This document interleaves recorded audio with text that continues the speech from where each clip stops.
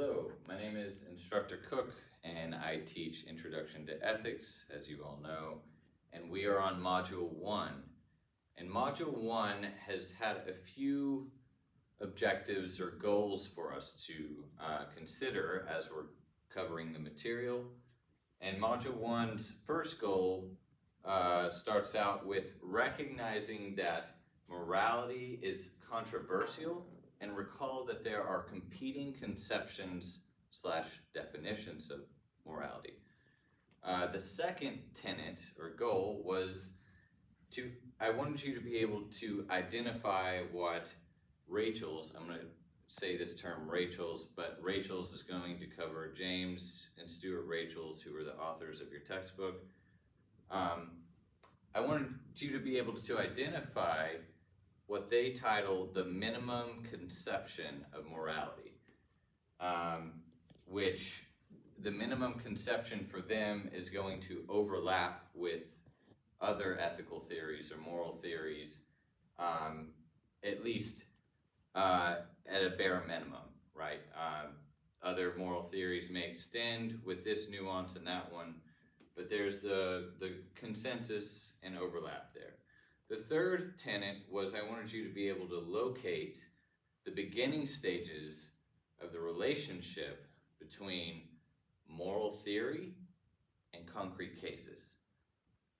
So what's happening in ethics or moral philosophy is we often have some sort of moral theory, and in this moral theory we have particular principles, and these particular principles are applied on an individual case basis, or to the applied level or the concrete level.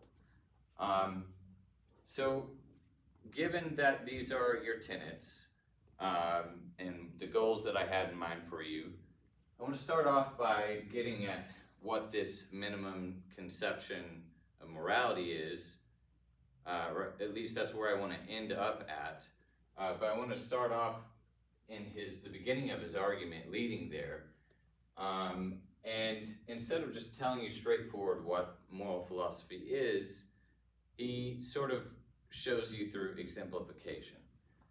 And so how he does this is he pinpoints 3 concrete ethical cases for us to cover. The first, and I won't be able to go over all of these in depth because of our 6-minute time frame. However, the first is baby Teresa. And in baby Teresa's case, there was a baby in the womb that would be born with anencephaly. And essentially, the parents wanted to, there's several different arguments here, but the parents wanted to truncate the life, terminate the life, and transplant the organs to benefit others, given that baby Teresa would eventually die anyway. But then there were, opposing arguments there. We should not use people as a means, the wrongness of killing, etc. The second case is called Jody and Mary, and it's a case of conjoined twins where they're essentially were Catholic parents, and they came into this situation of going to have conjoined twins that were connected at the navel, and essentially the question or the ethical dilemma here is, should we continue to have the pregnancy and the baby delivered naturally and both of them die, or should we operate and surgically, separate the twins, which will inevitably lead to the death of one? So then there's the, arguments here, the sanctity of human life, or versus we should save as many as we can, etc. The third case is what I'll call a mercy killing situation. And it deals with the particular historical case, Tracy Latimer, who was a 12-year-old with cerebral palsy. And it wasn't just cerebral palsy that was making her condition so terrible and making her suffer so severely. It was also because of multiple surgeries and really her living a vegetated life. So what happens in this case is the father does a mercy killing and it's punished by law, but then there are other people that get involved, the politics, and people say that, you know, provide the arguments of wrongness of killing, based off of discrimination, and they provide the other argument, which is a slippery slope of what that could lead to if we allow this to be permissible. Nevertheless, he uses these cases, and all of these cases have something in common, according to Rachel's. And all of these cases, for one, had very strong positions and very strong emotions and preconceived notions on what should be done. However, the common ground between all of these is essentially reason for Rachel's. And some of the ways that we do this in moral argument and making a case is, argument is, which he says is sound, but technically it'd be valid, is valid if the assumptions are true and the conclusion follows, which would be implying that it be true, and the assumptions would be like the premises leading to the conclusion.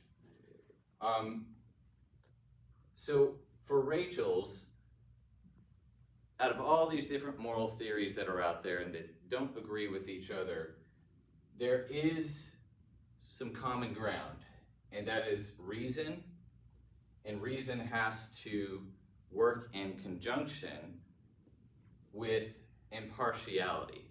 So this means that everyone's individual concerns and interests personally have to be weighed impartially.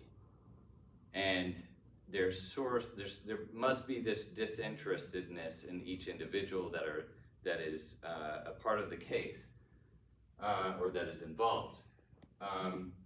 So essentially, given that history of moral arguments coming from different places and everyone feeling that they are morally right, or that God is on their side, or this or that, the base framework we have to understand is that reasoning must be a part of it. And he doesn't necessarily, I think he should do more about emphasizing the role of emotion and intuition. He doesn't relegate them to nothing. He simply suggests that they must work in accordance or be guided by reason. So I would even say should work in conjunction with reason. So essentially, this is the minimum conception of morality by James and Stuart Rachel.